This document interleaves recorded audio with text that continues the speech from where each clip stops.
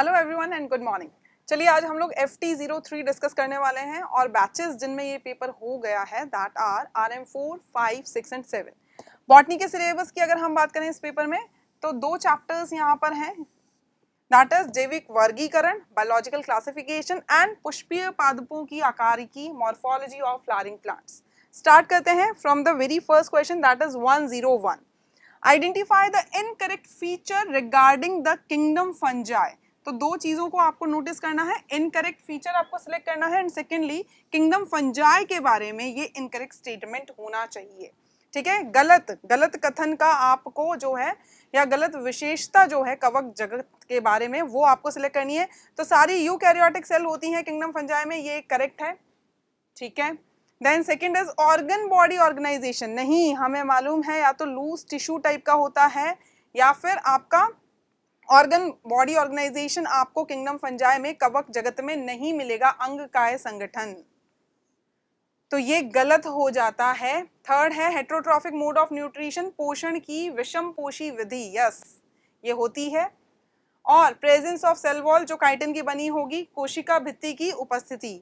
Yes, ये भी सही है। तो आपका आंसर हो जाता है second. Answer is second option. चलिए आगे मूव ऑन करते हैं हम लोग नेक्स्ट क्वेश्चन पे। Identify, next is 102। According to 5 kingdom classification system only autotrophic mode of nutrition is found in kingdom.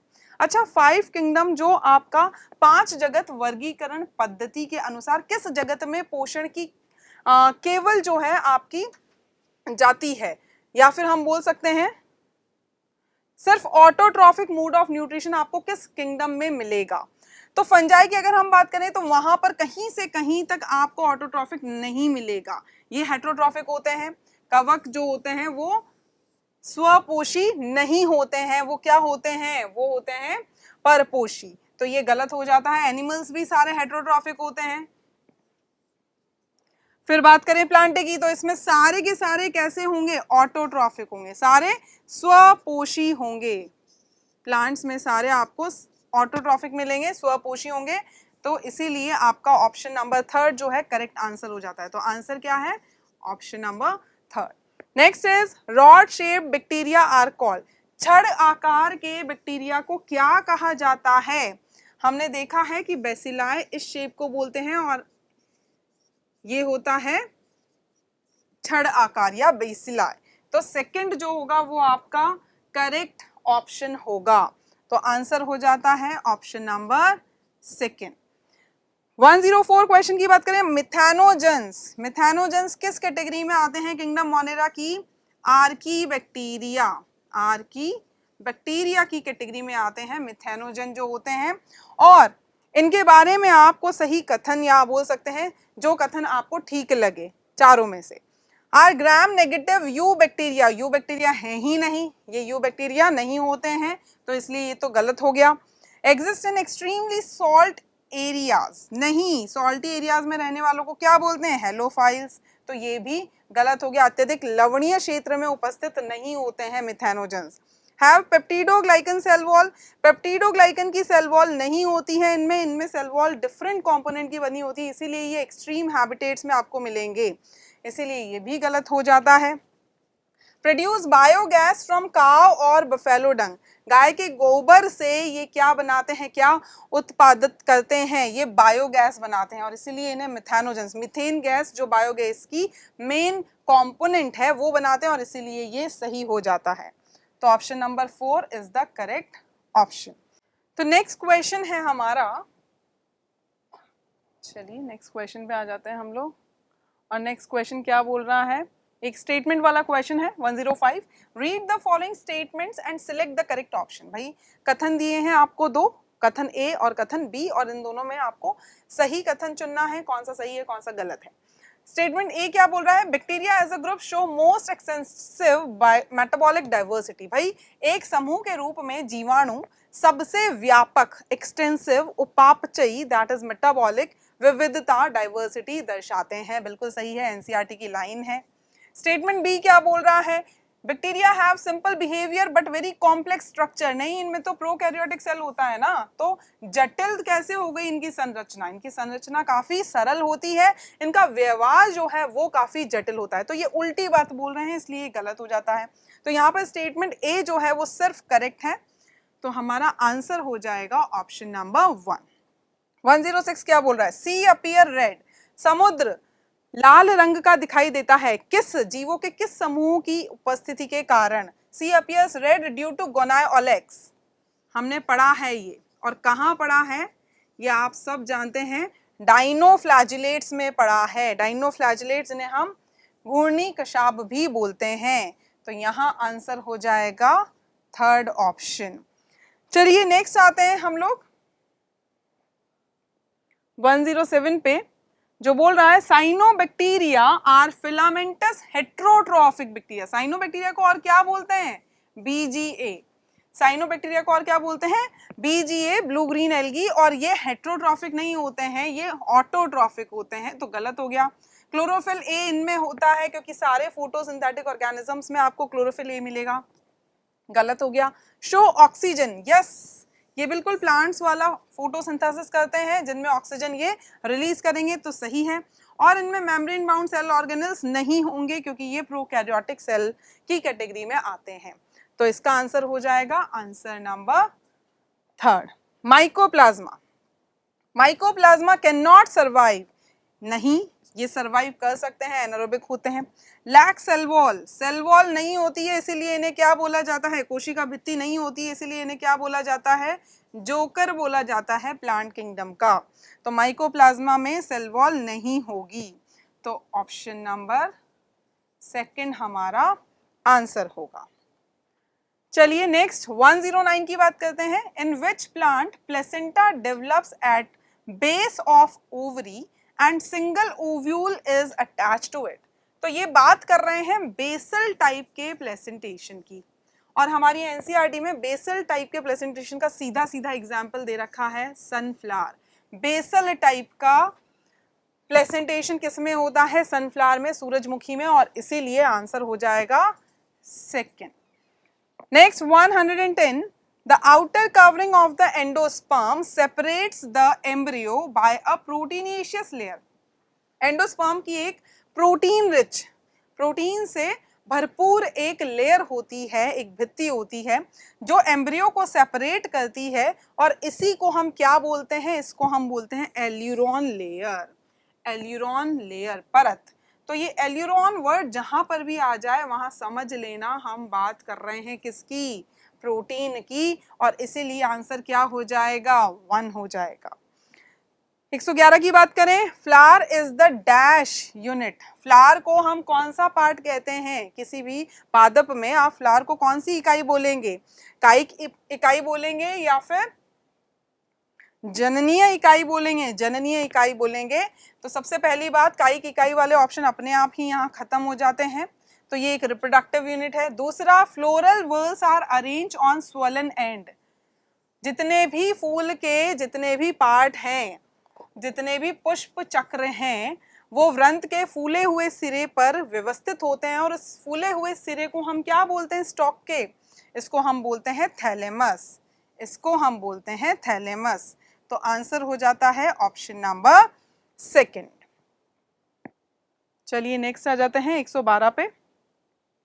Which of the following features is or are associated with rose, China rose plant? China rose के features आपको इसमें से select करने हैं। इनमें imbricate aestivation बिल्कुल नहीं होता है, ये सबसे पहला स्टेटमेंट गलत है भाई, ये इनका फीचर नहीं है। मोनोएडल्फस, जहां पर सारे स्टेमन्स एक ही बंडल में आ जाएंगे, बिल्कुल होता है। एक्साइल प्लेसेंटेशन बिल्कुल होता है, और एक्साइल प्लेसेंटेशन होगा तो मल्टीलोक्यूलर ओवरी भी होगी, और इसीलिए सारे के सारे तीनों स्टेटमेंट सही हैं, BCD सिवाय एक के जो है A। तो आंसर हो जाएगा ऑप्शन नंबर 4। 113 की बात करें, सिलेक्ट द सीड। एक ऐसा सीड आपको सिलेक्ट करना है जिसमें फूड स्टोरिंग टिश्यू मतलब एंडोस्पर्म हो, ठीक है। और हमें मालूम है कि एंडोस्पर्म जो एक क्या है, पोषकीय उत्तक है आपके बीज में, तो वो वाला एंड सीड हम ज्यादातर किस में देखेंगे, मोनोकॉट में देखेंगे कि डाइकॉट में देखेंगे, द्विबीजों में देखेंगे कि या फिर एक बीजीय में देखेंगे, तो वो ज्यादातर मिलते हैं आपको मोनोकॉट्स में। और यहाँ आपकी एनसीईआरटी में साफ साफ एग्जाम्पल दे रखा है कि अरंडी जो होती है उसके बीज में आपको एंडोस्पर्म मिलेगा, और इसीलिए सही आंसर हो जाता है option number 1। Parthenocarpic fruits, partheno अनिषेक जनित फल, अनिषेक जनित फल ऐसे फल हैं जिनमें फ्यूजन नहीं, फर्टिलाइजेशन नहीं हुआ है, और फर्टिलाइजेशन नहीं हुआ है तो उनमें बीज भी नहीं होंगे, सीधी सी बात है। तो इनको कॉम्पोजिट फ्रूट नहीं बोलते हैं, ये सीडलेस फ्रूट्स होते हैं, मतलब बीज रहित फल होते हैं। अगर हम बात करें यहाँ दूसरे ऑप्शन की, एप्पल वाले की, तो ये फॉल्स फ्रूट है। ये कैसे फ्रूट हैं? फॉल्स, जो फूल के पुष्पों के दूसरे चक्र से बने हुए हैं, और इसीलिए इनको फॉल्स फ्रूट बोला गया है, पर इनको पार्थेनोकार्पिक फ्रूट नहीं बोलेंगे। तो ये आपका हो जाता है ऑप्शन नंबर 2 यहाँ पर। नेक्स्ट आता है आपका 115 क्वेश्चन, मैंगो हैज, मैंगो के बारे में सब कुछ बता रखा है एनसीईआरटी में। अनडिफरेंशिएटेड पेरिकार्प नहीं, डिफरेंशिएटेड होती है 3 लेयर्स में, एपिकार्प, मीजो और एंडो। फाइब्रस होती है मीजोकार्प नहीं, फ्लैशी होती है। स्टोनी होती है, पत्थर जैसी हार्ड होती है, बिल्कुल सही बात है। जो सबसे अंदर वाली कार्प की लेयर होती है दैट इज स्टोनी एंडोकार्प, ठीक है। और एंडोस्पर्म जो है एडिबल नहीं होता है यहाँ पर, मीजोकार्प वाली लेयर जो है यहाँ पर एडिबल होगी। So the correct answer for this question will be option number 3, क्योंकि यहाँ 3 में बता रखा है पथरीली अतः फल भित्ति होती है। अंतः जो फल भित्ति होती है, सबसे अंदर वाली जो भित्ति है वो कैसी होगी? पथरीली होगी, और ये एनसीईआरटी में गिवन है। आगे बढ़ते हैं, 116 पे आते हैं। All are sexual spores of fungi except, सिर्फ सिवाय एक के बाकी सब जो हैं वो कैसे हैं? सेक्सुअल स्पोर्स हैं। भाई सीधा सीधा एनसीईआरटी की लाइन है, ओ स्पोर सेक्सुअल है, एस्को स्पोर भी सेक्सुअल है, और बेसिडियो स्पोर भी सेक्सुअल है। ये तीनों सेक्सुअल हैं, ठीक है। तो कवक के लैंगिक बीजाणु हैं ये तीनों, बस केवल एक नहीं है, वो कौन सा नहीं है? सेकंड नहीं है वो, ठीक है। तो आंसर क्या हो जाएगा? सेकंड, जूस्पोर एसेक्सुअल होते हैं। 117 पूछता है ब्रैकेट फंजाई, ब्रैकेट फंजाई किसे बोलते हैं? सबसे पहले तो ये आपको पता होना चाहिए, दैट इज बेसिडियोमाइसिटीज को आप बोलोगे, ठीक है। अब इनमें क्या नहीं होता है? तो इनमें सेक्स ऑर्गन्स नहीं होते हैं, सीधा सीधा लिखा हुआ है भाई, सेक्स ऑर्गन, लैंगिक अंगों का यहाँ पर अभाव होता है। बेसिडियोमाइसिटीज ब्रैकेट फंजाई जिन्हें हम बोलते हैं, आप पफ बॉल्स भी जिन्हें आप बोल सकते हैं। 118 which of the following is not an edible fungus, जिसको आप खा नहीं सकते हो, जो खाने योग्य कवक नहीं है। तो खाने योग्य कवक जो है ये तो बहुत ही टेस्टी वाले होते हैं, मॉरल्स और ट्रफल्स जो होते हैं ये तो बहुत ही डिलीशियस वाले होते हैं। ये मशरूम हो गए आपके, मशरूम खाए जाते हैं, पक्सीनिया डिजीज कॉज करते हैं, और इसीलिए ये खाने योग्य नहीं होते हैं। तो करेक्ट ऑप्शन कौन सा हो गया? 4, इसका कौन सा था? 3rd। चलिए नेक्स्ट आते हैं 119 पे। Members of Deuteromycetes differ from the members of Ascomycetes as the former. Former मतलब हम Deuteromycetes की बात कर रहे हैं, इंग्लिश समझिए यहाँ पर। Deuteromycetes के सदस्य Ascomycetes के सदस्यों से भिन्न होते हैं, क्योंकि Deuteromycetes के सदस्यों में क्या ऐसा है, ठीक है। तो Deuteromycetes के फीचर्स में आपको यहाँ पर सिलेक्ट करना है। एक एसेप्टेड माइसीलियम होता है, नहीं। Have endogenously produced asexual spores, नहीं। Involve only vegetative phase, yes, कि भाई ड्यूटेरोमाइसिटीज जो होते हैं उनमें आज तक कभी सेक्सुअल रिप्रोडक्शन, लैंगिक जनन नहीं देखा गया है, उनमें सिर्फ और सिर्फ कायिक प्रवस्था होती है, और इसीलिए ये भिन्न होते हैं किससे? आपके एस्कोमाइसिटीज से। तो करेक्ट आंसर क्या हो जाएगा? 3rd। Select the incorrectly match pair. East एक यूनिसेलुलर फंगाई है, यस, एक कोशिकीय कवक है, सही है। पेनिसिलियम एंटीबायोटिक देता है, सही है। एल्ब्यूगो व्हाइट रस्ट कॉज करता है मस्टर्ड पे, ठीक है। मस्टर्ड सरसों पर पाई जाने वाली सफेद कीट का जो कीड़ा है, या हम बोल सकते हैं कवक है, वो कौन है? एल्ब्यूगो। क्लेविसेप्स स्मट फंजाई नहीं है, तो यहां पर हम बोलेंगे कि भाई फोर्थ वाला आपका करेक्ट आंसर होगा, फोर्थ वाला क्लेविसेप्स। चलिए 121 पे आते हैं।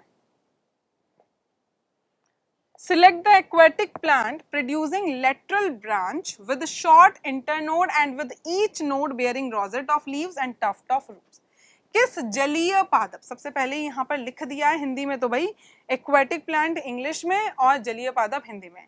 तो सबसे पहली बात आपका ध्यान कहाँ जाना चाहिए, जलीय पादप पे, एक्वेटिक प्लांट सबको छोड़ दो, लैंड वाले प्लांट्स को भूल जाओ। एक पास शाखा निकलती है, लेटरल ब्रांच निकलती है जिसकी पोरियां छोटी होती हैं तथा जिसकी प्रत्येक गांठ पर पत्तियों का झुंड तथा जड़ों का गुच्छा होता है। और इन चारों में से अगर हम देखें तो आपका जो जलीय पादप है वो सिर्फ एक ही है, दैट इज पिस्टिया। और ये आपको स्टेम मॉडिफिकेशन में मिलेगा एनसीईआरटी में सीधा सीधा। तो ऑप्शन हो जाता है करेक्ट वाला फर्स्ट। वायरॉइड, भाई वायरॉइड में सिर्फ और सिर्फ क्या होता है, सबसे पहले तो ये याद रखना, जेनेटिक मटेरियल जो आपकी एनसीईआरटी में गिवन है इसमें कोई प्रोटीन नहीं होता है। चलो आगे बढ़ते हैं। हेलिकल अरेंजमेंट ऑफ कैप्सोमियर इसमें नहीं होता है, वो टीएमवी की बात कर रहा है। अगर हम बात करें लैक जेनेटिक मटेरियल, होता ही जेनेटिक मटेरियल है इसमें, सिर्फ अनुवांशिक पदार्थ होता है इसमें, तो अभाव तो हो ही नहीं सकता। नॉन इन्फेक्शियस पार्टिकल नहीं है क्योंकि ये बीमारी कर रहा है, और कौन सी बीमारी कर रहा है, ये कर रहा है potato spindle tuber disease. Yes, ये आलू तरकुकंद रोग का कारक होता है। यस, ये बिल्कुल सही है इसके बारे में, तो आंसर हो जाता है फोर्थ।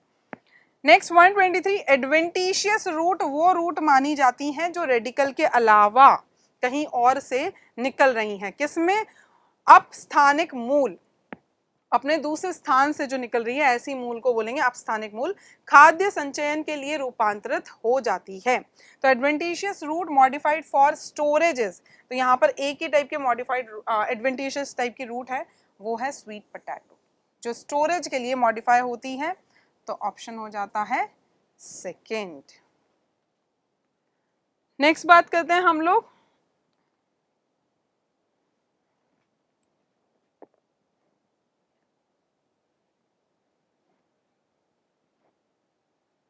चलिए 124 पे आ जाते हैं। स्टेम, स्टेम के बारे में आपको क्या क्या पता है वो सब यहाँ पर देख लेते हैं एक बार। डेवलप फ्रॉम रेडिकल नहीं, ये मूलांकों से नहीं, प्लूम्यूल से ये डेवलप होती है। Bears nodes, internodes and buds, yes ये सब होते हैं, ये रूट्स में नहीं होते हैं, ये सिर्फ स्टेम में मिलेंगे, सही है। सिर्फ वाटर का ये संवहन करती है ऐसा नहीं है, फूड का भी करती है। Does not perform the function of vegetative propagation, कायिक प्रवर्धन का कार्य नहीं करता है, ऐसा कैसे हो सकता है। हम रोज के पौधे जो होते हैं उनकी स्टेम कटिंग ही तो लगाते हैं और नया रोज का पौधा या प्लांट उग जाता है, तो ये भी गलत है। तो आपका सही आंसर हो जाएगा ऑप्शन नंबर सेकेंड। 125 क्वेश्चन पे आते हैं।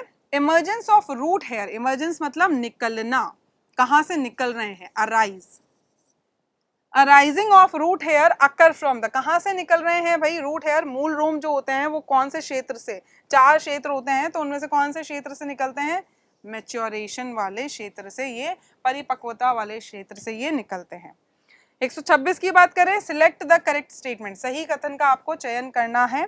इसमें बात करते हैं हम लोग, banyan tree has stilt roots, क्या बेनियन ट्री में स्टिल्ट रूट्स होती हैं, नहीं, बिल्कुल नहीं। Tap roots are usually present in monocots, नहीं, टैप रूट्स मोनोकॉट्स में नहीं होती है, मोनोकॉट्स में आपको फाइब्रस रूट्स मिलेंगी, वो शॉर्ट लिव्ड होती हैं। Pneumatophores help to get oxygen for respiration, ये न्यूमेटोफोर श्वसन के लिए ऑक्सीजन प्राप्त करने में मदद करती हैं, जो आपको राइजोफोरा में मिलेंगी, जो दलदल वाले एरिया में रहते हैं, बिल्कुल सही है। रूट सिर्फ क्या भोजन के संचयन के लिए रूपांतरित हो सकती हैं या किसी और फंक्शन के लिए भी, किसी और फंक्शन के लिए भी हो सकती हैं भाई, जैसी जरूरत है वैसा मॉडिफिकेशन हो जाएगा। तो इसका आंसर हो जाता है थर्ड। ये सारे आपके एनसीईआरटी की लाइन से उठाए गए क्वेश्चंस हैं, आप देख सकते हैं सीधा सीधा एनसीईआरटी में जाकर। 127 की बात करें, choose the mismatched pair. Stem tendrils, stem tendrils watermelon में प्रेजेंट होती है, सही है। स्टेम थॉर्न्स आपके सिट्रस का एग्जाम्पल है, यस। ऑफसेट्स होते हैं आपके एक्वेटिक प्लांट्स में, ये भी सही है। सिलेंड्रिकल फाइलोक्लेड ओपनशिया में नहीं होते हैं, ओपनशिया में कौन सा वाला होता है, फ्लैट होता है। तो तो यहाँ पर ये आपका गलत हो गया, और सिलेंड्रिकल वाला किस में होता है, यूफोर्बिया में पाया जाता है। तो आपका आंसर हो जाता है इसका fourth option. 128 what is the name of swollen leaf base in some leguminous plants. कुछ फलीदार पादपों में उपस्थित फूले हुए पर्ण आधार को क्या कहते हैं, पल्विनस कहते हैं। क्या कहते हैं, pulvinus. In pinnately compound leaf, pinnately compound leaf में क्या होता है, स्तरिका में कटाव नहीं होता है, नहीं कटाव तो होगा तभी तो हम पिन्नेट और पामेट में डिवाइड करते हैं, तो ये तो गलत हो गया। लीफलेट्स जितने भी आपकी पत्रक होंगी वो सब जो है एक कॉमन एक्सिस से जुड़ी होती हैं, और उस कॉमन एक्सिस को हम क्या बोलते हैं, रैचीज। ये बिल्कुल सही है पिन्नेट के बारे में। Third, axil of each leaflet contains bud, ऐसा कोई जरूरी नहीं है। Leaflets are attached to the tip of petiole, ऐसा भी नहीं है। तो सही आंसर क्या हो जाएगा, second. 130 in which plant the petioles expand, become green and also synthesize food। भाई ये हम मॉडिफिकेशन में पढ़ते हैं, रूपांतरण में पढ़ते हैं पत्तियों के, ठीक है, पत्रक के रूपांतरण में। अब यहाँ पर कुछ जो पत्तियां होती हैं, लीव्स होती हैं, उनके पिटियोल, डंडी जो होती है वो एक्सपैंड हो जाएगी, चौड़ी हो जाएगी, फैल जाएगी, हरा हो जाता है और भोजन का संश्लेषण भी करता है। ऐसा होता है ऑस्ट्रेलियन एकेशिया में, ये भी एनसीईआरटी में गिवन है। तो आंसर हो जाता है थर्ड। बात करते हैं हम लोग 131 की, एपिगाइनस फ्लावर। एपिगाइनस फ्लावर सबसे पहले तो यहाँ लिख लेना इंफीरियर ओवरी, एपिगाइनस मतलब इंफीरियर ओवरी। अब आप ऑप्शन पढ़ सकते हैं, सुपीरियर ओवरी हो ही नहीं सकती, एपिगाइनस का मतलब होता है इंफीरियर ओवरी, मतलब कि आपकी ऊर्ध्ववर्ती नहीं होगी अंडाशय। देन सेकेंड, अगर हम देखें तो क्या कह रहा है, are present in rose plant, rose plant में प्रेजेंट होती है क्या, बिल्कुल नहीं। Have all floral parts almost at the same level, सभी पुष्पीय भाग लगभग समान ऊंचाई पर होते हैं, वो तो पैरी में होगा, यहाँ नहीं होगा। तो have ovary completely enclosed by thalamus, पुष्पासन अंडाशय को पूर्णतः घेर लेता है, तभी तो अंडाशय नीचे चला जाता है, और बाकी सारे जितने भी पुष्प चक्र होते हैं वो सब अंडाशय से ऊपर होते हैं, इसीलिए इसको इंफीरियर बोलते हैं। तो बिल्कुल सही है, तो हमारा करेक्ट आंसर हो जाएगा ऑप्शन नंबर फोर्थ। नेक्स्ट आते हैं 132, which of the following features are incorrect with respect to racemose inflorescence। भाई बात याद रखना, रेसिमोस के बारे में दो पॉइंट है। पहला कि जो मेन एक्सिस होगी वो बढ़ती जाएगी, ठीक है।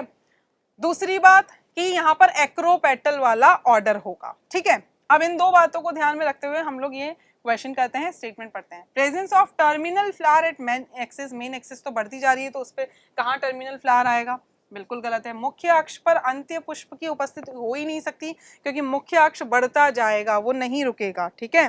दूसरा, एक्रोपेटल अरेंजमेंट बिल्कुल सही है। इनडेफिनेट ग्रोथ होगी, पुष्पीय अक्ष की अनिश्चित वृद्धि होगी, बिल्कुल सही है। Flowers are borne in basipetal order, नहीं एक्रोपेटल है तो बेसीपेटल हो ही नहीं सकता। अब आपको क्या चूज करना था वो यहाँ देख लीजिए, इनकरेक्ट। तो ए और डी जो हैं वो गलत हो गए हैं, गलत हमें निकालने थे यहाँ पर, तो कौन सा ऑप्शन हो जाएगा, fourth. 133, the sole members of kingdom Monera is, Monera जगत का एकमात्र सदस्य कौन है, बैक्टीरिया, जीवाणु, option number fourth. 134, in which fungi dikaryophase is observed, मतलब एक ही सेल है और दो न्यूक्लियस है, ये स्थिति आपको किस कवक में देखने को मिलेगी, पाई जाती है, किस कवक में द्विकेंद्रक प्रवस्था पाई जाती है। तो जहां पर आपके डाइकैरियन बनेगा या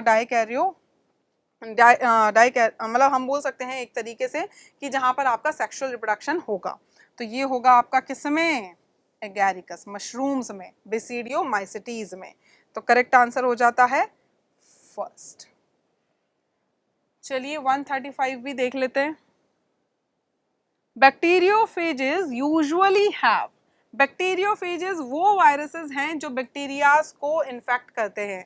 जीवाणु भोजी में सामान्यतः क्या होता है, कैसा जेनेटिक मटेरियल, अनुवांशिक पदार्थ होता है, सिंगल स्ट्रैंडेड नहीं होता है, डबल स्ट्रैंडेड आरएनए नहीं होता है, ज्यादातर कैसा होता है, डबल स्ट्रैंडेड डीएनए होता है। तो सही आंसर हो जाता है थर्ड। सेक्शन बी पे आ गए हम लोग, जहां पर थोड़े से लेवल जो है इंक्रीज हो जाएगा क्वेश्चंस का, बट फिर भी अगर आपने एनसीईआरटी अच्छे से पढ़ी है तो you can solve it easily. 136 की बात करते हैं। Chief producers of the ocean are, महासागर के मुख्य उत्पादक किसे माना गया है? तो दैट आर डायटम्स, डायटम्स को माना गया है। Option number 1। Slime moulds are multi cellular organism, नहीं भाई ये किंगडम प्रोटिस्टा में आते हैं तो ये मल्टी सेल्यूलर हो ही नहीं सकते, सारे यूनिसेल्यूलर हैं, तो किंगडम प्रोटिस्टा के हैं ये। फॉर्म प्लाज्मोडियम अंडर अनफेवरेबल, नहीं भाई फेवरेबल कंडीशंस में बनाते हैं, गलत हो गया। आर कॉल्ड प्रोकैरियोटिक फंजाई, क्या इन्हें प्रोकैरियोटिक फंजाई बोलते हैं? प्रोकैरियोटिक कवक, प्रोकैरियोटिक तो नहीं बोलते हैं। Then produce spores resistant to extreme condition, yes ये अनफेवरेबल कंडीशन में, मतलब कि जब प्रतिकूल परिस्थितियां रहती है उस टाइम पे ये क्या बनाएंगे? ये बीजाणु बनाते हैं, और ये बीजाणु जो है कैसे होते हैं? ये चरम स्थितियों के लिए प्रतिरोधी होते हैं, इनमें प्रतिरोधी की क्षमता होती है, मतलब ऐसे स्पोर्स, ऐसे बीजाणु बना रहे हैं जो रेजिस्टेंस हैं टू एक्सट्रीम कंडीशंस। सही है बिल्कुल, तो करेक्ट आंसर हो जाता है फोर्थ।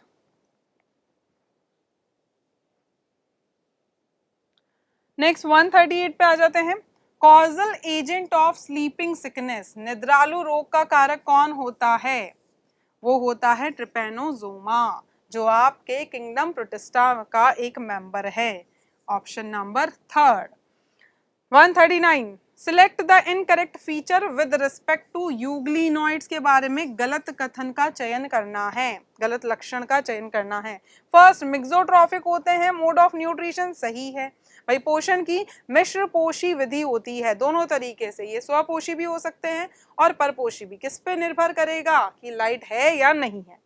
पेलिकल होती है, जो प्रोटीन की बनी होती है, outermost layer, cell wall की जगह, कोशिका भित्ति की जगह, सही है। 2 फ्लैजिला होंगे, एक छोटा एक लंबा होगा, बिल्कुल सही है। और pigments identical to those present in lower plants, lower नहीं, इनमें जो पिगमेंट्स होंगे, इनमें जो वर्णक होंगे वो किसके समान होंगे? वो जो उच्चतर पादप हैं, हायर प्लांट्स हैं, उनके समान होंगे, ना कि लोअर। तो ये गलत हो जाता है और हमारा आंसर भी यही होगा।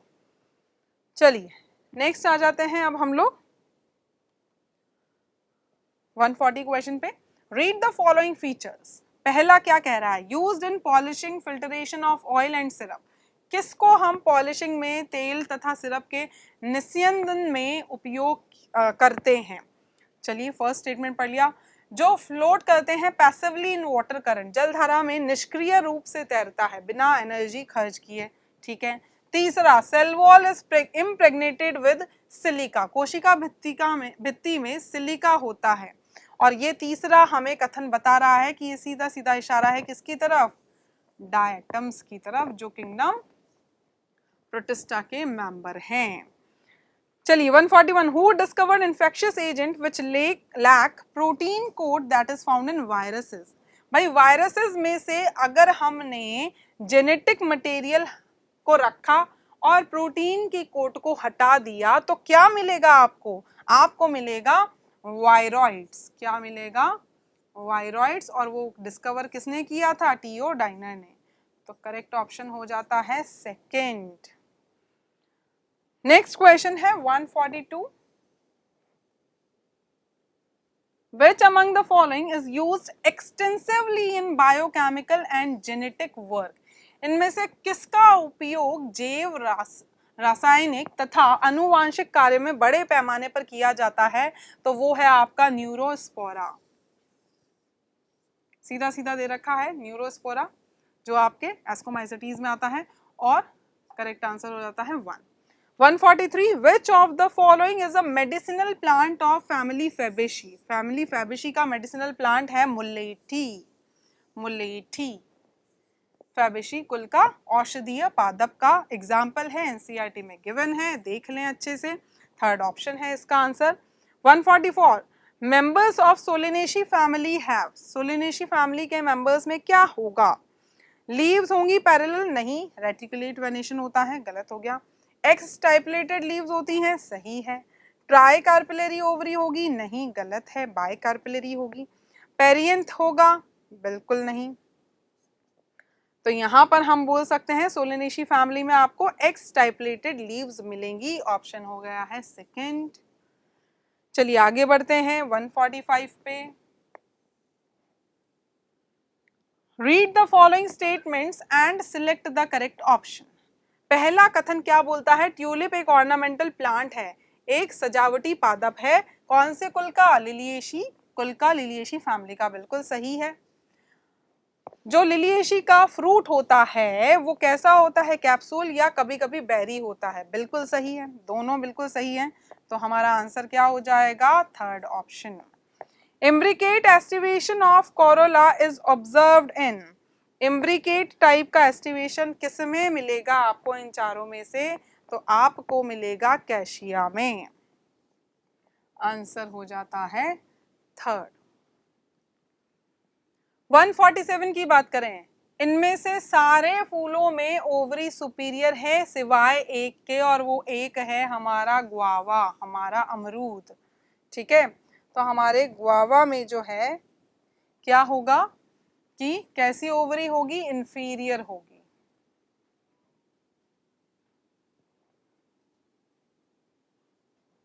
कैसी ओवरी होगी? इंफीरियर टाइप की यहाँ पर ओवरी होगी गुआवा में। तो ऑप्शन कौन सा हो गया? सेकंड।